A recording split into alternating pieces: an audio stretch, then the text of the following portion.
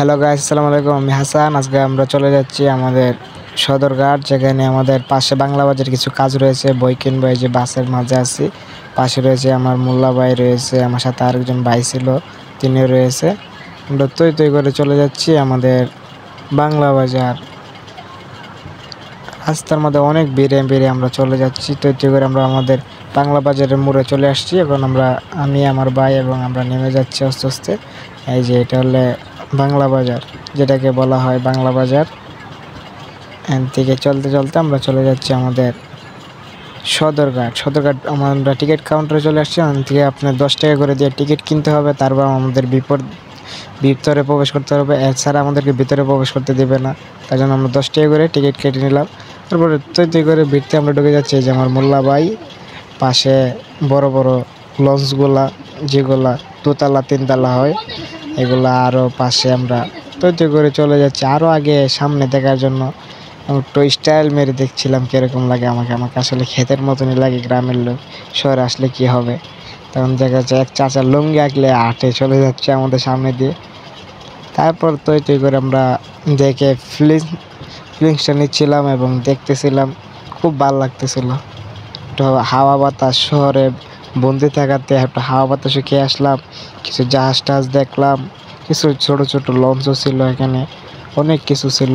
বাইরে সবাই অনেক লোকই আসছে, কিন্তু এবার ঈদের সিজন হলে কী হবে, অত ভিড়ভাট্টা নেই, এমন এত যানজট নেই। পদ্মা সেতু হওয়ার পরে তো যানজট হয় না, এরকম যানজটের কোনো প্যারাও নাই। এই যে একটা লঞ্চ আসতেছে, যেটাকে জাহাজ বলে এবং লঞ্চ বলে, একজন একরকম বলে। এটা আসতেছে এদিকে, আমরা এদিকে দেখতেছি ঘুরে ঘুরে এবং খেয়াল করতেছিলাম। আসতেছে, খুব ভালো লাগতেছে, খুব স্লোভাবে আসতেছে, তো কোনো সমস্যা হয় না। এই যে মোল্লা ভাই, আমাদের বাসার যে আমার ছোট ভাই, এবং গ্রাম থেকে আসছিল আমাদের এই জায়গায় বেড়াতে, তাকে ঘুরাইতেছি, দেখতেছি। সবচেয়ে ভালো লাগছে এই জাহাজটা, এটাকে অনেক সুন্দর লাগছে। এটার দ্বারা ইচ্ছা হয়েছিল কিছু সেলফি তোলার জন্য, তারপরও চেষ্টা করে তোলার জন্য। আমরা আস্তে আস্তে হাঁটতে হাঁটতে চলে আসছি। কিছু লিচু বিক্রেতা, বরিশালের লিচু যেগুলোকে বলে, এগুলো নিয়ে আসছে অনেক আকারে। এই যে যাচ্ছে ঈদের বাজারে, তারপরে তো ভিড়ভাট্টা নাই পদ্মা সেতু হওয়ার কারণে। অনেক ভালো পরিবেশটা অনেক ভালো হয়েছে আগের থেকে। পানিটা একটু পরিষ্কার, অনেক ভালো হয়েছে। যেখানে হাঁটতেও ভালো লাগে, খুব শান্তি লাগে সবাই। এই জায়গাটা অনেক খালি। একটা ছোট একটা ট্রলার নিয়ে আসতেছে, পুরাই আগুনের মতন। এনি কি চালাচ্ছে বলতেই পারে না, এত স্পিডে আসছে। কাঠের নৌকা নিয়ে এত স্পিডে। আমিও মাঝে মাঝে ক্যামেরার সামনে আইসা দেখি আমাকে কেমন লাগে, কোনো ভালো লাগে না মনে হয়। তারপরে হাঁটতে হাঁটতে চলে যাচ্ছিলাম। আমরা একটা লঞ্চের ভিতরে গেছিলাম, লঞ্চটা খুব ভালো লাগছিল। আমি 2-3টা সেলফি তুললাম, খুব ভালো লাগছে। আমার সাথে আমার বাসারও ছিল, আমিও ছিলাম। মানে ডিজাইনটা খুব ভালোভাবে করছে, জুতা রাখার জন্য। এই গোলটা থেকে আরও মনটা জুড়ে গেছে। আমরা হাঁটতে হাঁটতে আবারও বাইরে যাচ্ছি, ভিতরে ঢুকলাম, কিছু মরা করলাম। এই যে বাসার, এটা আমার ছোটো ভাই, ঠিক আছে। আমরা আবার নাইমা চলে যাচ্ছি আস্তে আস্তে, 2 পায়ে হাঁটতে আমরা আবারও যাচ্ছি আমাদের এটা সামনে চলে গেলাম। তারপরে আম বিক্রেতারা আম বিক্রি করছে। প্রায় যাওয়ার সময় কিছু খালি ছিল, হপায় আবার একটু ভিড়ভাট্টা হইতেছে, মানে মানুষজন বাড়তেছে। এই যে মোল্লা ভাই, তিনি আমার জন্য দাঁড়িয়েছিল, আমি আসলাম, তারপরে যাবে।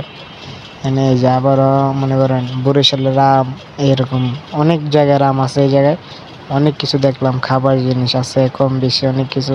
আমার ভাই আমাকে জিজ্ঞাসা করছিলাম খাওয়া দাওয়া করবো না, আমি বললাম না, খাইলে কোনো সমস্যা হতে পারে, তার জন্য আমরা বাইরে গিয়ে কোনো হোটেলে বা রেস্টুরেন্টে খাওয়া দাওয়া করবো।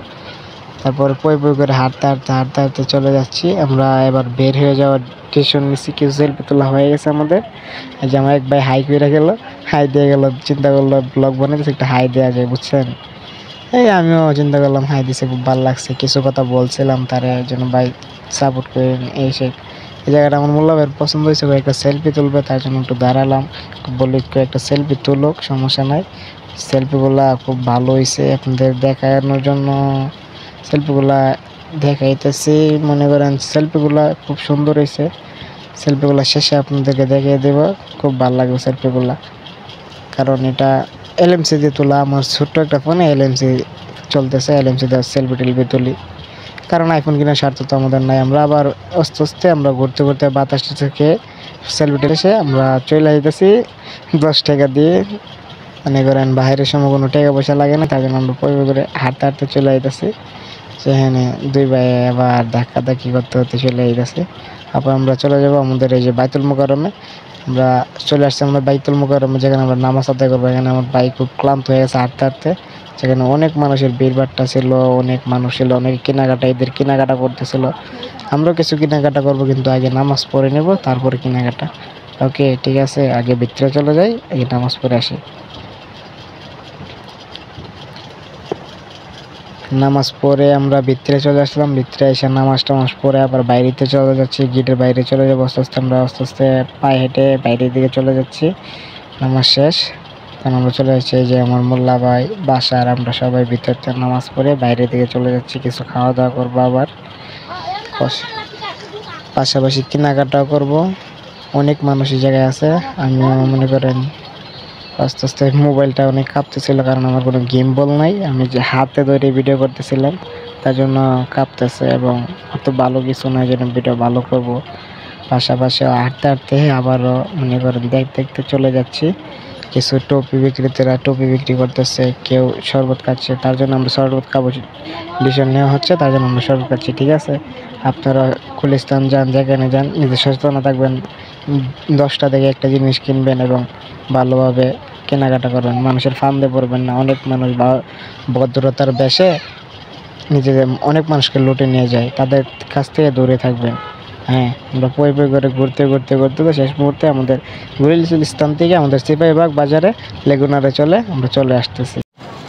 অনেক যানজট শেষে আপনার ব্রিজের উপর দিয়ে যাইতে খুব ভালো লাগতেছে। শহরের মাঝখানে এরকম ফাঁকা খুবই ভালো লাগতেছে। তার জন্য সবাই ভালো থাকবেন। আল্লাহ হাফেজ। ঠিক আছে।